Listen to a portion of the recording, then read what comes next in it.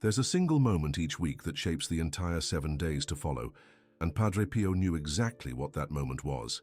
He didn't speak of it openly, didn't preach about it from the pulpit, but in his later years, when people came to him, desperate, seeking guidance to face another week of hardship, he'd always whisper the same instruction.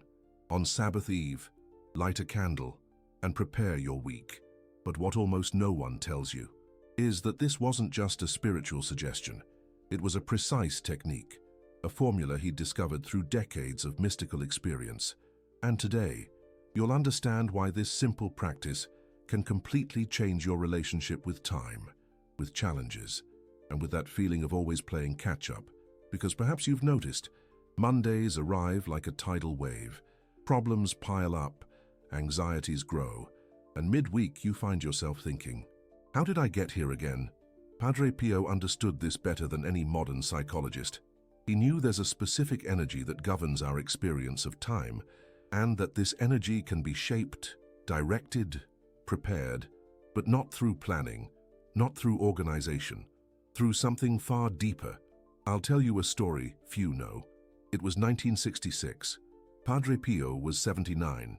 A successful businessman from Milan had traveled to San Giovanni Rotondo, not to seek a blessing, but to understand something that was happening in his life. He told me this story personally. Years later, he said he'd come to Padre Pio because his weeks had become a constant nightmare. No matter how much he prepared, no matter how many lists he made, no matter how organized he was, every Monday felt like starting a lost war. Padre Pio listened in silence, and after a few minutes, asked a strange question. What do you do on Sabbath Eve? The businessman was confused. He spoke of dinners, entertainment, rest. Padre Pio shook his head. You're wasting the most powerful moment of the week. Sabbath Eve isn't for resting. It's for preparing. It's for planting. And then he explained something that completely changed that man's life. There's a specific window of time between Saturday sunset and Sunday dawn, a window where our consciousness becomes more receptive to profound direction, where what we plant on a spiritual level manifests on a practical level.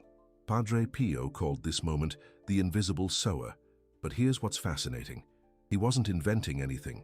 He'd rediscovered something that mystical traditions had known for centuries, but which had been lost in the rush of modern life. Ancient rabbis knew this.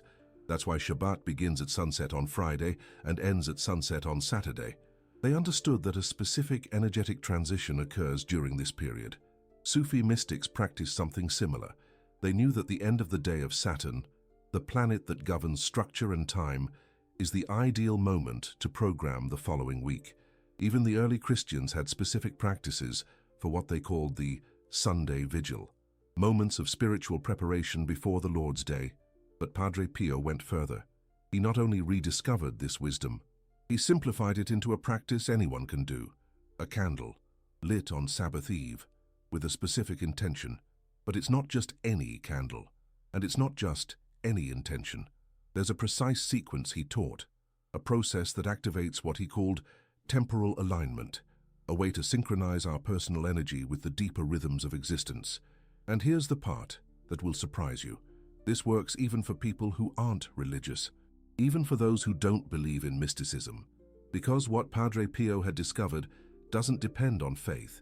It depends on understanding how our subconscious mind processes time and intention. Think about it for a moment. How many times have you woken up on a Monday feeling like the week has already started wrong, as if there were a heavy, dense energy, difficult to move? And how many times have you had weeks that flowed almost magically, where problems resolved themselves, where synchronicities occurred, where you felt you were swimming with the current? Padre Pio understood that this isn't chance. There's a pattern behind these experiences, and that pattern can be influenced.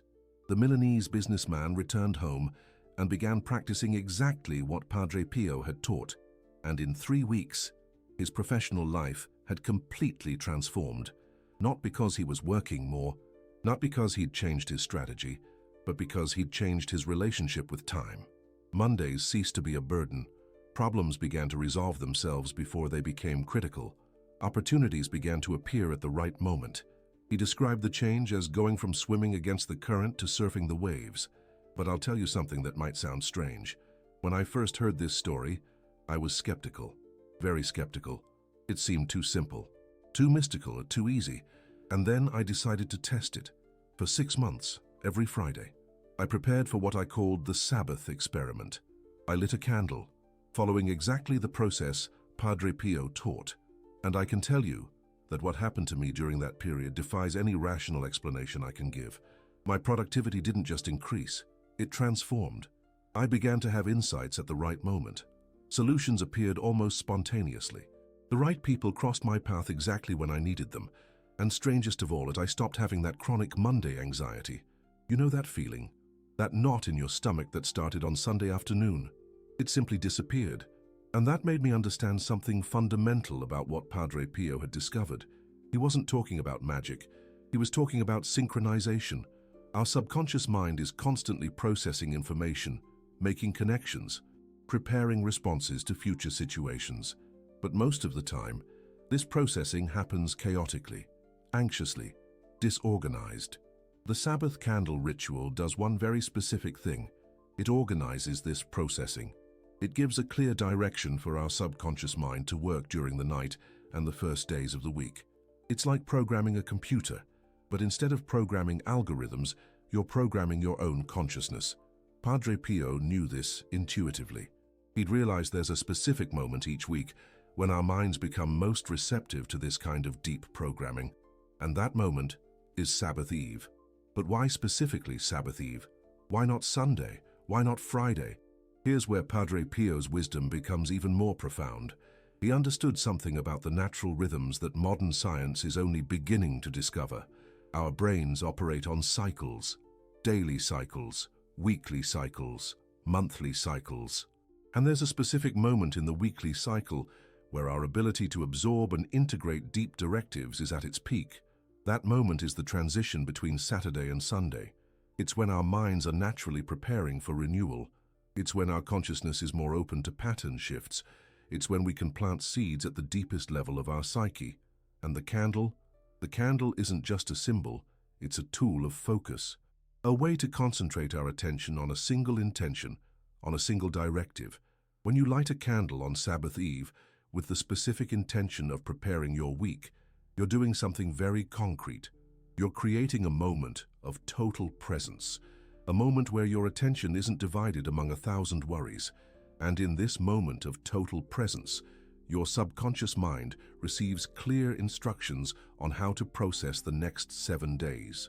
But there's a crucial detail that Padre Pio always emphasized, and this detail makes all the difference between a practice that works and a practice that's just an empty ritual. The intention cannot be vague. It cannot be generic. It can't be something like, "May my week be good." It has to be specific. It has to be clear. It has to be directed towards a concrete transformation. And here's where things get really interesting. Padre Pio didn't ask people to pray for ease. He didn't ask them to pray for the absence of problems. He asked them to pray for alignment with what he called the providential flow, the ability to be in the right place at the right time with the right attitude, regardless of what happened during the week. And this distinction is fundamental, because when you pray for ease, you're trying to control external circumstances. When you pray for alignment, you're preparing to dance with whatever circumstances arise. A successful businessman from Milan explained this difference to me in a way I've never forgotten. He said, "Before, I tried to force the week to fit my plans. After I started practicing the candle ritual, I learned to fit my plans into the natural flow of the week. And that shift in perspective changed everything. Because when you're aligned with the natural flow of events, you don't waste energy fighting against unavoidable circumstances. You use your energy to navigate those circumstances as efficiently as possible. It's like the difference between rowing against the current and using the current to get where you want to go. But I'll tell you something that happened to me during those 6 months of experimentation, something that made me understand that there were even deeper levels to this practice. It was a Saturday night in October. I was going through a particularly difficult time. Problems at work, tensions in relationships, that feeling that everything was falling apart at the same time. I lit the candle, as I had done in previous months. But this time, instead of praying for alignment or direction, I simply sat in silence, observing the flame, allowing my mind to calm down. And that's when something extraordinary happened. Suddenly, I had absolute clarity about all the problems I was facing, not magical solutions, but a deep understanding of how each problem was connected to the others, and how there was a pattern behind everything that I hadn't been able to see. That week, I didn't solve the problems in a traditional way. I didn't put in more effort. I didn't work longer hours. I simply acted from this deeper understanding, and the problems dissolved in a way I had never experienced before. It was as if I had found the right key to a door I had been trying to force open for months. And that's when I understood what Padre Pio was really teaching.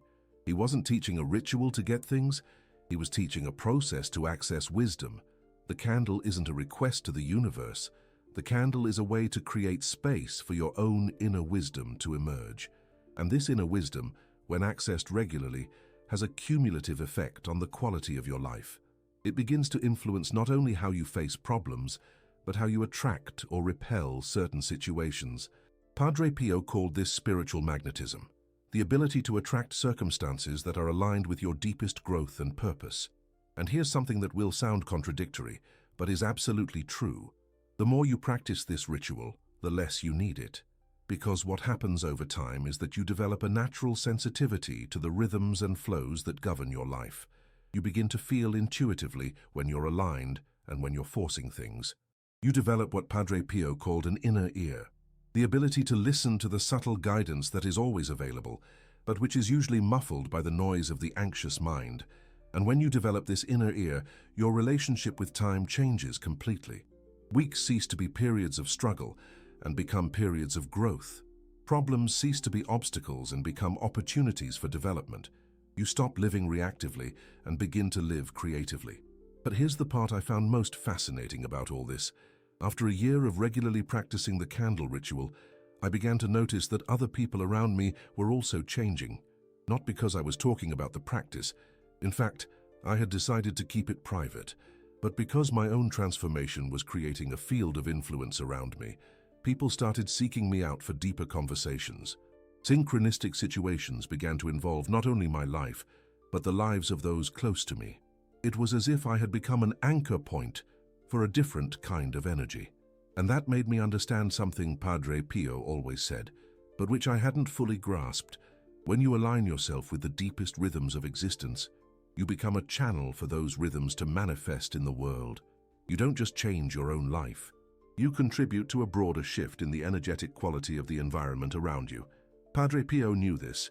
That's why he was so discerning about whom he taught these deeper practices. He knew that when a person truly aligns with providential flows, they become a source of alignment for other people. And perhaps that's exactly what's happening now, as you listen to this story. Perhaps you are being called to become an anchor point for a different kind of energy in your own life, and in the lives of those around you. Because the world needs people who know how to navigate time consciously, people who know how to transform chaotic weeks into weeks of growth, people who know how to plant seeds at the right moment so that life flows more harmoniously. And the technique is simple, but simplicity doesn't mean ease. It requires consistency. It requires sincerity. It requires a willingness to change deep-seated patterns of how you relate to time and circumstances. But if you're willing to do this, if you're ready to experience a completely different way of living your weeks, then what I'm going to teach you in the next part will transform your life in a way you can't yet imagine. Because Padre Pio didn't just teach the basic candle ritual. He had a specific sequence, a complete process that activated increasingly deeper layers of alignment and wisdom. And this sequence, when practiced correctly, doesn't just change how you live your weeks. It changes who you become in the process. Now, I'm going to teach you exactly how to do it. But first, I need to tell you about Maria, a nurse from Rome who came to Padre Pio in 1967.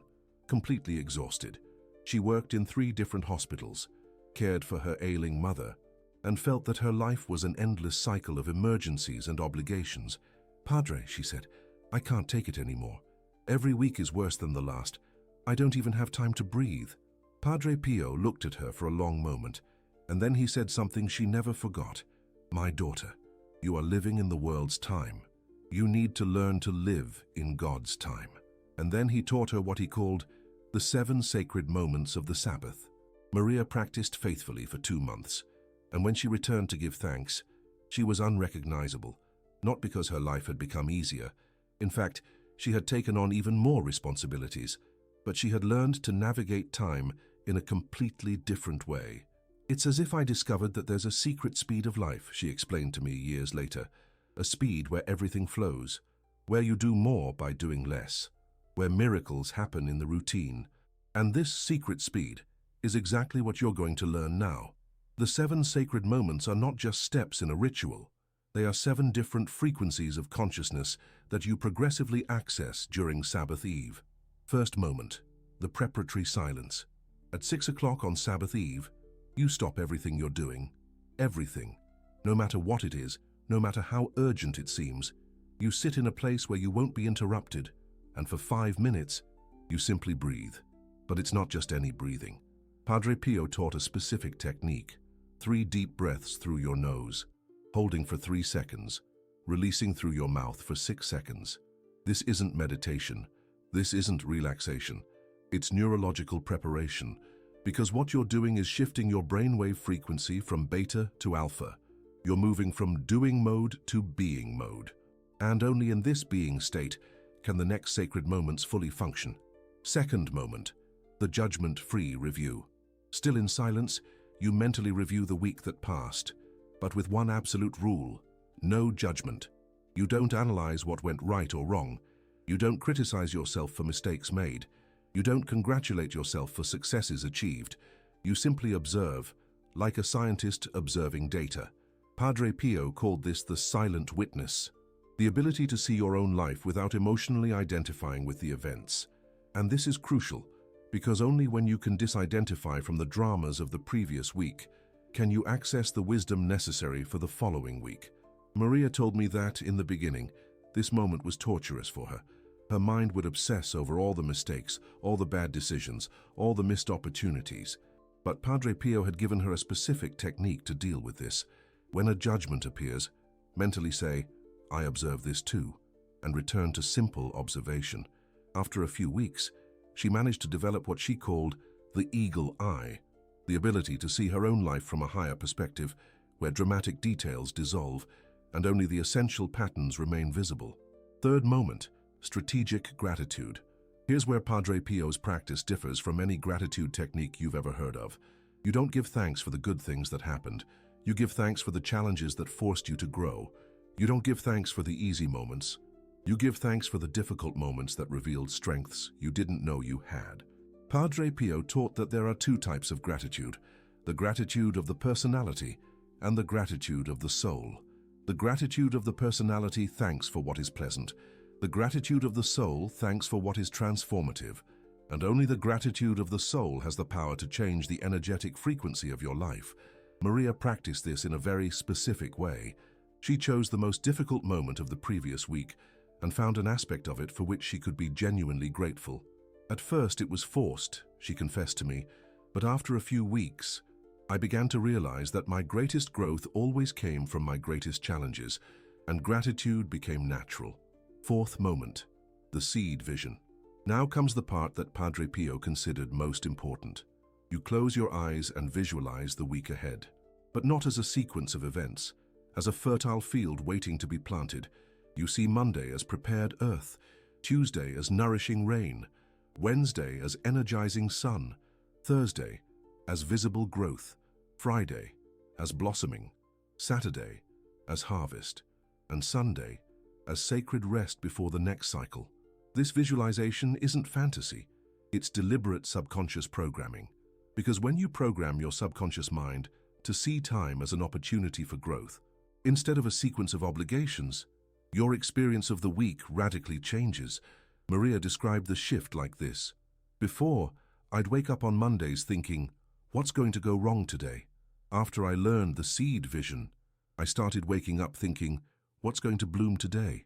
And that shift in internal questioning changed everything. Fifth moment, the candle of intention. Only now do you light the candle, after preparing your consciousness, reviewing without judgment, giving strategic thanks, and planting the seed vision. The candle isn't the ritual. The candle is the symbol that your consciousness is aligned and ready to receive deep guidance. You light the candle with a very specific intention, not a request, a declaration. Padre Pio taught 3 types of declarations, depending on what you most needed to develop. For professional growth, may I serve through my work with wisdom and efficiency. For relationships, may I love and be loved with authenticity and freedom.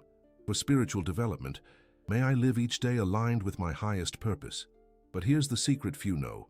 You don't speak these words. You feel them as if they were already true. Maria explained, "In the beginning, I asked for these things. Then I learned to declare these things. But only when I began to feel these things as present reality did they manifest in my external life." 6th moment, the silent dialogue. With the candle lit and the intention planted, you enter what Padre Pio called the inner conversation. You ask a specific question of your inner wisdom. What do I most need to know to navigate the coming week with grace? And then you simply listen, not with your ears and with full attention. The answers don't come as voices. They come as insights, as feelings of clarity, as sudden knowing. Sometimes they come as images, sometimes as words that appear in your mind, sometimes as a physical sensation of direction. The important thing is not to force, not to interpret, just to receive what comes. It took Maria months to trust this process. At first, I thought I was making up the answers, she told me, but when I started following the guidance I received, I realized it came from a place far wiser than my conscious mind. 7th moment, the conscious surrender. You end the ritual by extinguishing the candle, but it's not just putting out a flame. It's a symbolic act of surrender. You are surrendering control of the week to an intelligence greater than your planning mind. You are declaring, "I've done my part in the preparation. Now I trust the natural unfolding of events." And this surrender isn't passivity. It's the most powerful action you can take. Because when you stop trying to control every detail of the week and begin to dance with the natural flow of events, you release an extraordinary amount of energy that was being wasted in resistance. Maria told me this was the hardest moment for her to master. I was used to controlling everything. Conscious surrender felt like giving up. But Padre Pio had explained the crucial difference to her. Giving up is ceasing to act. Conscious surrender is acting from a place of trust instead of fear. And when Maria finally learned this difference, her life transformed in a way she described as miraculous. But here's something that will surprise you. After practicing the 7 sacred moments for a few months, something extraordinary began to happen to Maria. She stopped needing to practice all 7 moments, not because she had lost interest, but because she had internalized the essence of each moment. Her consciousness had permanently recalibrated to a different frequency. She had developed what Padre Pio called an inner Sunday, a quality of presence that transformed any moment into a sacred moment. And that's exactly what can happen to you. Because the ultimate goal of this practice isn't to create dependence on a ritual, it's to develop a new way of being in the world, a way where you live constantly aligned with the deepest rhythms of existence, where you have constant access to your inner wisdom, where you navigate time like a surfer navigates the waves. But there's something even deeper happening when you practice this technique consistently. You begin to realize that time isn't linear, that there's a vertical dimension of time that most people never discover. In the horizontal dimension of time, you're always rushing, always late, always trying to do more things in less time. In the vertical dimension of time, you're always in the perfect moment, always synchronized, always doing exactly what needs to be done at the right time. And when you learn to live in the vertical dimension of time, miracles become routine. Maria told me about a specific week where this became crystal clear to her. It was December of 1968.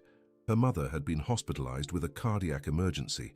The hospital where she worked was facing a strike, and she had received a job offer in another city that she needed to decide on in 3 days. In any normal week, this would have been a complete disaster, but she had practiced the 7 sacred moments the previous Saturday. "I remember being at the hospital on Monday morning," she told me, "and suddenly having absolute clarity about everything I needed to do. It wasn't mental planning. It was like I knew, on a very deep level, exactly how to navigate each situation." During that week, she managed to care for her mother, mediate the resolution of the strike, and negotiate a modified version of the job offer that allowed her to stay in Rome, but with better conditions. It wasn't that the problems disappeared, she explained. It was that I had become a different person, a person who knew how to dance with the problems instead of fighting against them. And that's the real transformation that happens when you practice this technique consistently. You don't become someone who avoids problems. You become someone who transforms problems into opportunities for growth. You don't become someone who controls circumstances. You become someone who navigates circumstances with mastery. You don't become someone who has an easy life. You become someone who faces life's challenges with grace and wisdom, guided by a deeper intelligence than your own. You become someone who truly lives. You become someone who lives a meaningful life. And that difference changes everything. Because when your life is meaningful, challenges become adventures, difficulties become lessons, obstacles become springboards. You stop being a victim of circumstances and become an artist of life. But I'll tell you something I discovered after years of practicing this technique.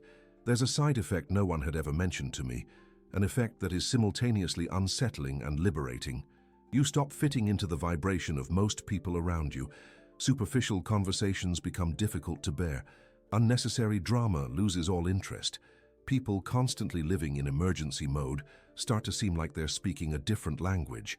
It's not that you become arrogant or feel superior. It's that you're literally operating on a different frequency, and that can be lonely at first. Maria went through this too.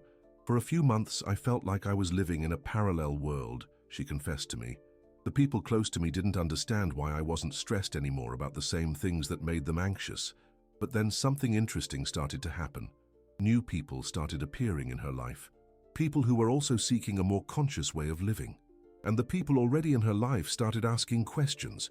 They wanted to understand what had changed. They wanted to learn. It was as if I had become a magnet for people who were ready to evolve, she told me. And this is something you can also experience. When you consistently align yourself with the deeper rhythms of existence, you automatically become a point of reference for other people who are seeking the same alignment. You don't need to evangelize. You don't need to teach.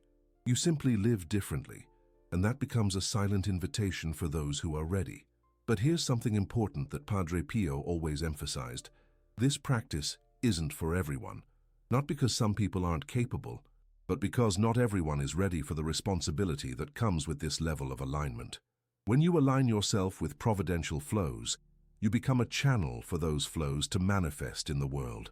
And that means your actions have a much greater impact than before. You can no longer live unconsciously. You can no longer act on impulse without considering the consequences. You can no longer waste your energy on unnecessary drama, because you know on a deep level that your energy is sacred, that your time is a gift, that your life is an opportunity to serve something greater than yourself. And this awareness, once awakened, cannot be unawakened. Maria told me something I'll never forget. Before I learned this practice, I lived as if my life was my private property. Afterwards, I realized my life is an instrument entrusted to me to play a specific song in the world. And maybe that's exactly what's happening to you right now. Maybe you're being called to discover what song your life is destined to play. Maybe you're being invited to become a conscious instrument of the deeper rhythms of existence. Maybe it's time to stop fighting against time and start dancing with it. The technique is in your hands now. The 7 sacred moments of the Sabbath are not just a practice. They are a gateway to a completely new way of existing.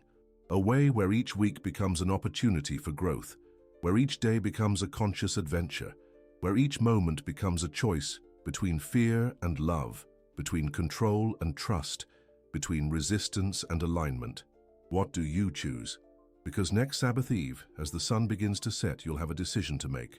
You can continue living in the time of the world, where weeks drag on and days accumulate in an endless sequence of obligations and anxieties. Or you can begin to live in God's time, where each week is a sacred cycle of planting, growth, and harvest, where each day is an opportunity to align your personal will with a higher purpose. The choice is yours. But know that once you experience the freedom of living aligned with the deeper rhythms of existence, you'll never again be content with less, because you will have tasted what Padre Pio called the speed of eternity, that quality of time where everything is possible, where miracles are natural, where life becomes a continuous dance between the human and the divine. And that speed, once experienced, becomes a home to which you will always want to return. The candle is waiting for you. The week is waiting to be transformed. Your life is waiting to be lived in its most sacred fullness. What are you waiting for?